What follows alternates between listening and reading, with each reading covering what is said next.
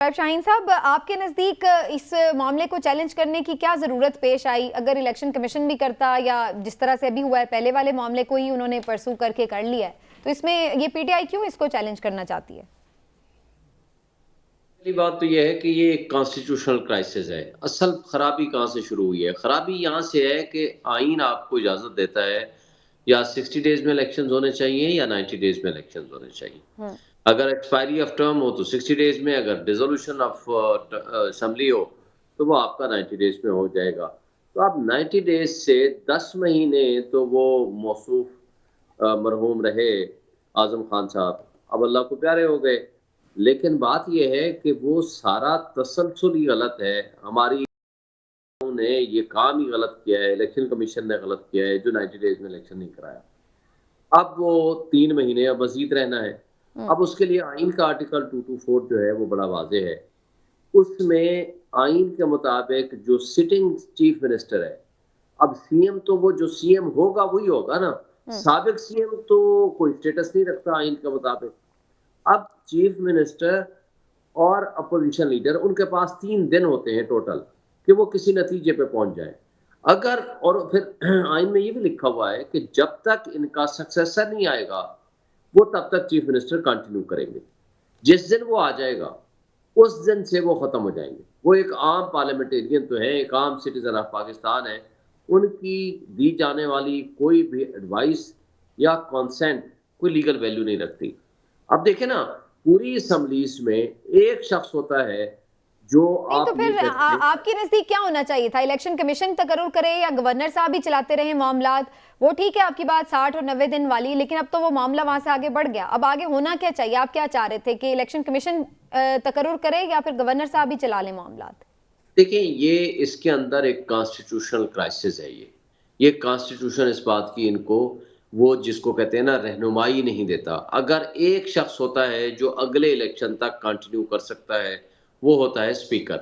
जी। क्योंकि स्पीकर का जो ओहदा होता है वो ख़त्म नहीं होता। Speaker is continued as speaker until unless के नया स्पीकर वो इलेक्ट ना हो जाए। अब इन दोनों मुअज़्ज़ज़ शख्सियात ने, जिसमें साबिक चीफ मिनिस्टर और अपोज़िशन लीडर ने एक शख्स की नामज़दगी कर दी और वो चीफ मिनिस्टर बन गए थे। अब अगली जो बात है, इसका बेस्ट सॉल्यूशन ये था, प्रेज़िडेंट ऑफ पाकिस्तान को लिखना चाहिए था कि वो रेफ़रेंस भेजें सुप्रीम कोर्ट ऑफ पाकिस्तान को आर्टिकल अच्छा। 86 के मुताबिक कि वो एडवाइस दें कि किस तरह अब हम इस कॉन्स्टिट्यूशनल क्राइसिस से निकलें और किसको ठीक, लेकिन तफवीज़ इसमें तो करें फिर बड़ा पावर। वक्त लग जाता ना सर। उतनी देर में तो वैसे इलेक्शन का टाइम आ जाना था जब तक इसकी तशरीह नहीं, होती, नहीं, लेकिन नहीं, मुझे हम्म। सुप्रीम कोर्ट 2 दिन के अंदर या 1 दिन के अंदर फौरी तौर पर वो एडवाइस दे सकते हैं, उसमें तो कोई ऐसी बात नहीं है। ठीक है। 1 दिन लगाएँ या 2 दिन लगाएँ राइट। और वो उसमें एडवाइस दे सकते हैं कि जी इसका हल ये है। तो हम्म। उनकी जो एडवाइस होगी, वो कॉन्स्टिट्यूशनल क्राइसिस को खत्म कर देती। शेर शाहीन साहब, आपको नजर आ रहा है कि सुप्रीम कोर्ट से कोई फौरी रिलीफ मिला? आज मैं आपको सुन रही थी, आप तो बड़े उम्मीद थे कि फौरन ही जमानत मिल जाएगी, लेकिन 2 हफ्ते हो गए अभी तक तो केस ही नहीं फिक्स हुआ। लेकिन जिस दिन भी केस फिक्स होगा, चूँकि नोटिस ऑलरेडी गया होता है सरकार को, वो भी मौजूद होते हैं। मेरा ख़्याल है जिस दिन भी केस फिक्स होगा, मैं होपफुल हूँ कि चूँकि नोटिस ऑलरेडी उनको एडवोकेट ऑन रिकॉर्ड का गया होता है और वो रिकॉर्ड भी मौजूद होता है, तो ये काबिल ज़मानत जुर्म है और ज़मानत हो जानी है। इस वीक में लग लेकिन जाएगा केस? लेकिन लेकिन एक बात मुझे नहीं पता कि ये 2 हफ़्ते क्यों लग गए। हालाँकि ये केस जो ज़मानत का केस होता है, ये 2 से 4 दिन में या मैक्सिमम 1 हफ़्ते के अंदर-अंदर डेट फिक्स हो जाया करती है। ये इमरान खान साहब के केस में क्या मसला हो गया कि 2 हफ्ते हो गए, उनका केस नहीं फिक्स हुआ। ये हर आम गरीब आदमी, छोटा आदमी, बड़े आदमी का, किसी का भी ज़मानत का केस होता है, वो विदिन ए वीक वो केस फिक्स हो जाया करता है, जो बेल आफ्टर अरेस्ट हुआ करती है। तो मेरा ख़्याल है कि इसमें कोई लेट हो सकता है और मैं समझता हूँ कि फ़ौरी तौर पर इस केस को शायद इसी हफ्ते लग जाए और मैं उम्मीद रखता हूँ कि इस केस में ज़मानत हो जाएगी। लेकिन एक बात आपको बताऊँ, इमरान साहब अच्छी बात कर रहे थे कि शख्सियात को देखे बगैर कानून की बालादस्ती के लिए असल सब कुछ होना चाहिए और इंसाफ होता हुआ नजर आना चाहिए। लेकिन बदकिस्मती से हमारे मुल्क में इंसाफ का कत्ल होता हुआ सब देखते हैं और इंसाफ का कत्ल होते हुए और देखते हुए भी हम सब खामोश भी रहते हैं या उस पे मसलहत कोशी का शिकार भी हो जाते हैं। अब मुझे बता दें, मेरे दोस्त भाई बैठे हुए हैं वो कि ये हमारी पार्टी छोड़ दी थी इन्होंने, फैसल साहब इनके बड़े भाई फवाद चौधरी साहब सुप्रीम कोर्ट के वकील हैं। एक चौधरी ज़हूर इलाही का केस हुआ था जी, भैंस चोरी का केस।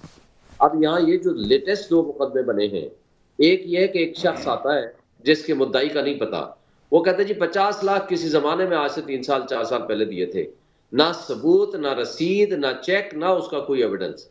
और सिमिलरली दूसरा मुकदमा उसके होते हुए एक शख्स कहता है कि नहीं जनाब वो अभी जेल में है। वो कहते हैं कि नहीं जनाब हमारी यूरिया चोरी करके ले गए और सोफे चोरी करके ले गए।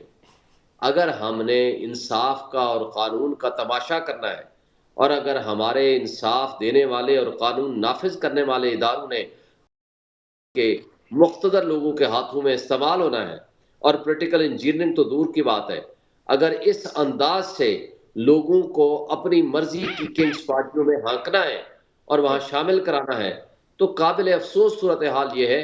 और अभी उस पे आंखें बंद करके उसी अंदाज में चले जिस अंदाज से वो चाहते हैं। लास्टली शोएब शाहीन साहब, सब जलसे जुलूस कर रहे हैं, पीटीआई फिलहाल नहीं कर पा रही है, तो कैसे आपने सर इलेक्शन लड़ना है? ना कोई उम्मीदवार अभी तक उस तरह से सामने नजर आ रहे हैं कि कौन होंगे हलकों में, पीटीआई कैसे इलेक्शन लड़ेगी? देखिए ना, हमें तो वो लेवल प्लेइंग फील्ड का बड़ा ड्रामा रचाया जा रहा है। हमें तो फील्ड ही नहीं मिल रही, हमें तो सांस लेने की इजाजत नहीं है, खड़ा होने की इजाजत नहीं है। हमारे लोग उठाए जा रहे हैं, 100 से ज्यादा मकामात पे हमने जलसों की इजाजत मांगी और जहां जहां जलसा करने की कोशिश की और उसका अंजाम ये हुआ, करक में हमारे लोग पे सीधी गोलियां मारी, मर्दान और सवात में बाउंड्री वाल के अंदर, हालांकि वहां इजाजतनामे की भी जरूरत नहीं थी। वर्कर्स कन्वेंशन या मीटिंग की, उनको उठा के जेलों में बंद कर दिया। काना लाहौर में लाहौर हाई कोर्ट के हुक्म से किया, पिशावर मासेरा में पिशावर हाई कोर्ट से हुक्म से किया। लेकिन जो सब कुछ हो रहा है यहाँ, इसका मतलब है कि एग्जीक्यूटिव अदलिया की हायर अथॉरिटी है। अदलिया ऑर्डर करती है, अदालतों ने हुक्म दिए हुए हैं और एग्जीक्यूटिव कहती है हम नहीं मानते, जो करना है कर ले। यहाँ कमजोरी है, यहाँ रूल ऑफ लॉ की वायलेशन है, यहाँ आइन कागजों में मौजूद है, प्रैक्टिकली मुअत्तल है। यहाँ आपके पास बुनियादी हुकूक कागजों में लिखे हैं लेकिन एक्चुअली सस्पेंडेड है। यहाँ जमहूरियत बज़ाहिर है लेकिन वो जमहूरियत के नाम पे सिर्फ तमाशा लगाया जा रहा है, कुछ भी नहीं। लेकिन एक बात आपको बता दूं, अवाम ने इस जुल्म, जबरियत और बर्बरियत के खिलाफ एक तहैया कर रखा है, वो पीटीआई के साथ खड़े हैं।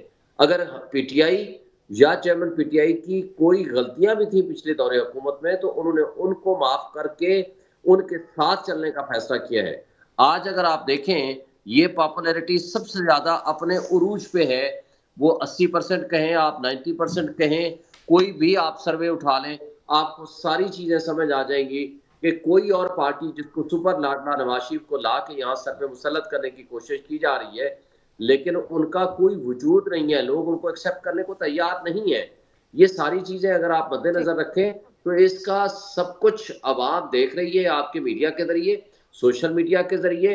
और मैं नहीं समझता कि कोई ऐसी रीजंस हैं जिसकी बुनियाद पर हम ये कहें कि हम इलेक्शन में नहीं हैं। इंशाल्लाह हम इलेक्शन में हैं, इलेक्शन लड़ेंगे और भरपूर लड़ेंगे।